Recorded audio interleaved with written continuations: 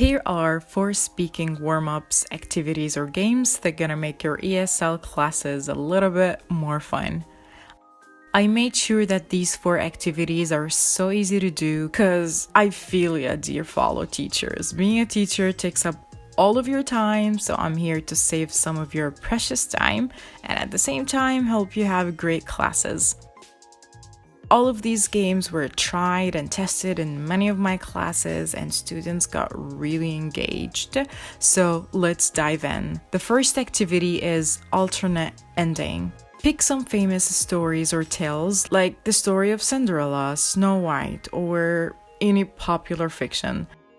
Write the titles on cards or you can stick to one story for all, up to you, and ask the students to pick one.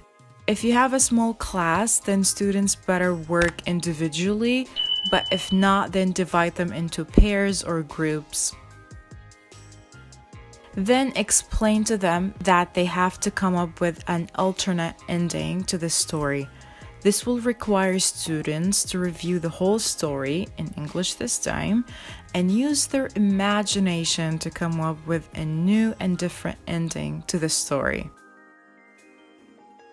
So instead of Cinderella getting married to Prince Charming and living happily ever after, students need to expand their creative skills and imagine the same story, however, with an ending all their own. I remember a student told the class that Cinderella was actually a feminist and refused the prince's proposal. You will be amazed by how creative students can get. This is a funny activity and all you gotta do is just write some titles on cards. The second one is commercial time. Pick random stuff from around the classroom or pre-choose them before going into the class. Stuff like pens, staples, purses, mugs, tea bags, lipsticks, literally any item will do this trick. Put them in a bag and ask each student to take an item without looking. And don't explain anything to them. Let them get curious. Tell the students that you're the owner of a big company that produces this particular product and you need to advertise it. What would you say? How would you describe it? What would you do to convince the consumers to buy it? Let them know about homophones, rhyme, catchy phrases, and slogans. This is a really good life skill activity and students have always enjoyed it. 3. Role plays. Role play is a great way to prepare students to use English in real-world scenarios. I'm pretty sure you know how this activity works. You give each pair of students a conversation topic and they have to come up with a dialogue. Give them enough time to discuss and prepare.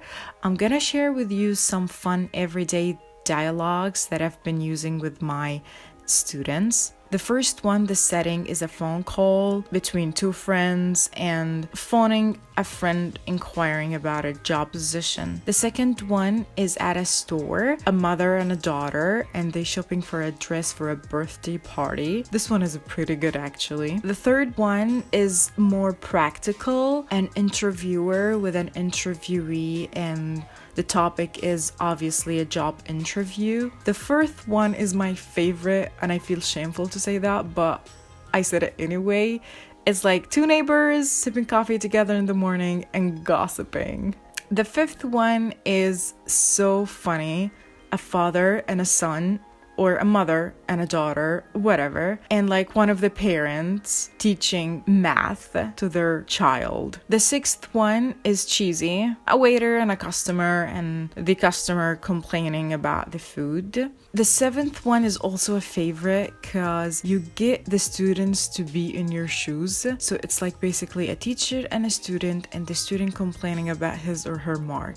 The last one is in a taxi between a driver and a passenger, and the topic is given directions. The last activity is 2 words for 2 minutes. Let me explain. You'll distribute some cards that has 2 to 3 words maximum, like these ones.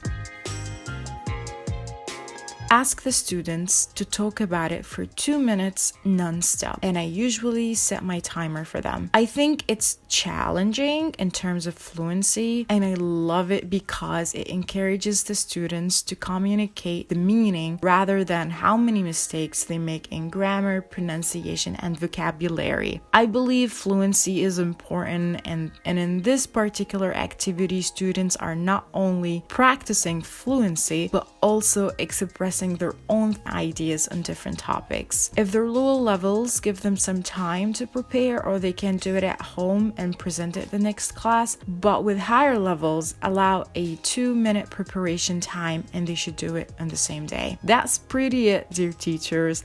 I know you're awesome and you got a bunch of other activities, but I hope I added something fun, inspiring, and new. Thank you for your time, and I'm positive you're just great being a teacher.